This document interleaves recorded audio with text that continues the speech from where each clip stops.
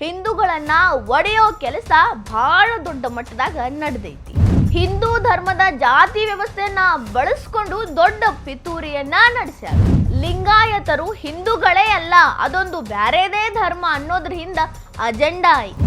ಆದಷ್ಟು ಬೇಗ ಎಚ್ಚೆತ್ಕೊಳ್ಳಿಲ್ಲ ಅಂದ್ರ ಎರಡನೇ ಕಾಶ್ಮೀರ ಆಗಿ ಕೇರಳನೂ ಬದಲಾಗ್ತೈತಿ.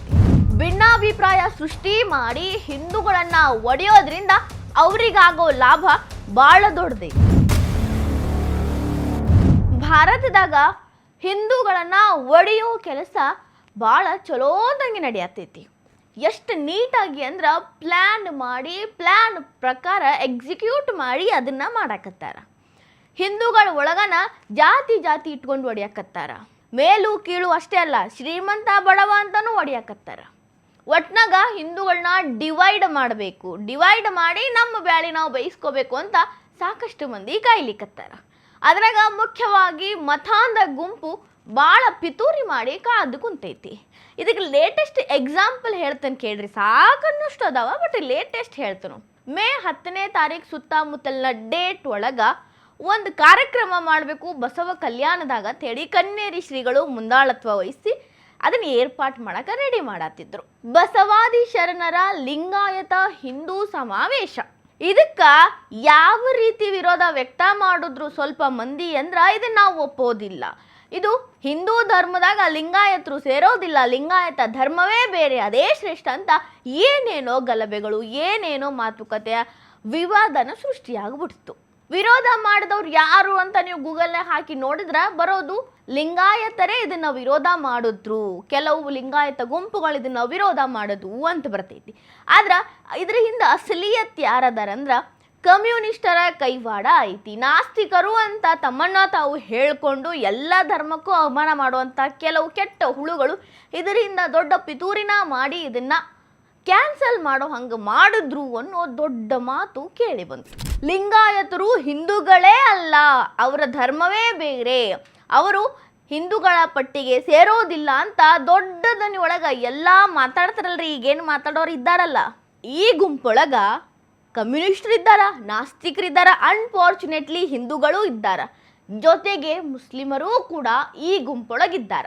ಆದ್ರ ವರ್ಷಾನುಗಟ್ಟಲೆ ಅವರು ಒಡೆಯೋ ಕೆಲಸ ಮಾಡಿಕೊಂಡೇ ಬಂದಾರ, ಅದು ಕೂಡ ಪ್ಲ್ಯಾನ್ ಪ್ರಕಾರ.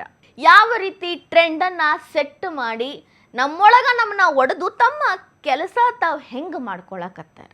ಇದ್ರ ಬಗ್ಗೆ ಇಲ್ಲೊಬ್ಬ ಮೌಲಾನಾನೇ ಸಾರ್ವಜನಿಕವಾಗಿ ಮಾತಾಡಿ ಒಪ್ಕೊಂಡು ಅಲ್ಲಿರೋ ಮಂದಿಗೆಲ್ಲ ಇನ್ನಷ್ಟು ಪ್ರೋತ್ಸಾಹ ಕೊಡಕತ್ತಾರ ಈ ರೀತಿಯ ಕೃತ್ಯಗಳನ್ನ ಮಾಡಾಕ. ರೆಹಮಾನ್ ಸಜ್ಜದ್ ನೊಮಾನಿ ಈ ಮೌಲಾನ ತಮ್ಮ ಬಾಯಿಂದ ತಾವೇ ಹೇಳ್ತಾರ, ಹಿಂದೂಗಳು ಈಗ ಮೆಜಾರಿಟಿ ಒಳಗ ಉಳಿದಿಲ್ಲ, ನಾವು ಅವ್ರನ್ನ ಒಡೆಯೋ ಕೆಲಸದಾಗ ಸಕ್ಸಸ್ಫುಲ್ ಆಗಿದ್ದೀವಿ. ನಾ ಯಾವ ಪುಸ್ತಕದ ಮೇಲೆ ಬೇಕಾದ್ರೂ ಕೈ ಇಟ್ಟು ಹೇಳ್ತೀನಿ, ಯಾರ ಮೇಲೆ ಬೇಕಾದ್ರೂ ಪ್ರಮಾಣ ಮಾಡಿ ಹೇಳ್ತೀನಿ ಅಂದ್ರೆ ದೇವ್ರ ಮೇಲೆ. ಹಿಂದೂಗಳು ಮೆಜಾರಿಟಿಯಾಗಿ ಉಳಿದಿಲ್ಲ. ಸಿಖ್ಖರು ಹಿಂದೂಗಳಲ್ಲ, ಕ್ರಿಶ್ಚಿಯನ್ನರು ಹಿಂದೂಗಳಲ್ಲ, ಬೌದ್ಧರು ಹಿಂದೂಗಳಲ್ಲ, ಅದಷ್ಟೇ ಅಲ್ಲ SC ST ಹಿಂದೂಗಳಲ್ಲ, ಆದಿವಾಸಿಗಳು ಹಿಂದೂಗಳಲ್ಲ, ಲಿಂಗಾಯತರು ಹಿಂದೂಗಳಲ್ಲ, ವೀರಶೈವ ಲಿಂಗಾಯತರು ಹಿಂದೂಗಳಲ್ವೇ ಅಲ್ಲ, ತಮಿಳುನಾಡವರು ಕೂಡ ಹಿಂದೂಗಳಲ್ಲ, ಅವರೂ ಕೂಡ ಹಿಂದೂಗಳಂತ ಒಪ್ಕೊಳ್ಳೋದಿಲ್ಲ. ಈಗ ಆಲ್ರೆಡಿ ಇವ್ರನ್ನೆಲ್ಲ ಒಡೆದು ಬ್ಯಾರೆ ಮಾಡೋದ್ರಾಗ ನಾವು ಯಶಸ್ವಿ ಆಗಿದ್ದೀವಿ ಅಂತ ಸಾರ್ವಜನಿಕವಾಗಿ ಹೇಳ್ತಾರೆ. मैं हजर अस्वद और खाने काबा के गिलाफ पर हाथ रखकर कहता हूँ कि भारत में हिंदू अकलियत में है. किसी कीमत पर हिंदुओं को अक्सरियत में नहीं माना जा सकता. मैं फिर दोहराता हूँ, सिख हिंदू नहीं हैं, क्रिश्चियंस हिंदू नहीं हैं, बुद्धिस्ट हिंदू नहीं हैं, शेड्यूल कास्ट के लोग हिंदू नहीं हैं, ट्राइबल लोग, आदिवासी लोग जो इस मुल्क के असली बाशिंदे हैं सबसे कदीम, वो भी हिंदू नहीं हैं. तमिलनाडु के लोग हिंदू नहीं हैं, लिंगायत हिंदू नहीं हैं.